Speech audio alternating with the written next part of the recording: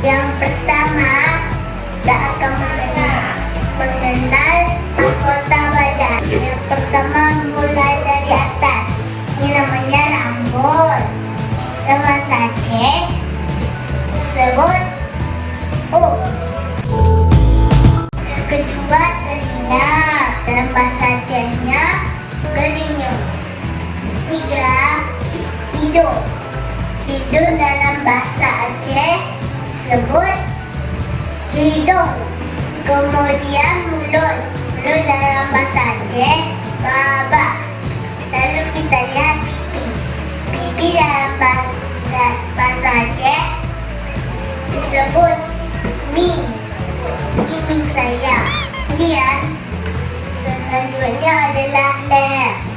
Leher dalam bahasa Aceh disebut aku. Orang kok taku. Lalu kita lihat tangan. Tangan dalam bahasa Aceh disebut jaro. Tangan ini ada berapa bagian? Yang pertama bahu. Yang kedua siku.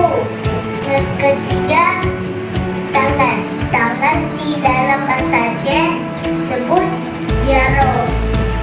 Sedangkan bahu sampai ke siku disebut sapan. Dan siku sendiri disebut singke. Yang ini disebut dengan jaro. Dan ini ada jaro. Paham kan teman-teman? Lalu kita lihat bawah. Di bawah ada yang namanya dada. Dada di dalam bahasa Aceh disebut dada. Kemudian kita lihat di bagian kaki. Kaki di dalam bahasa Aceh disebut dengan gagi. Antara ujung kaki dengan pangkal paha. Ada bagian-bagiannya. Yang pertama pangkal paha. Pangkal paha dalam bahasa Aceh disebut rampa. Kemudian paha disebut dengan pa. Setelah paha ada lutut.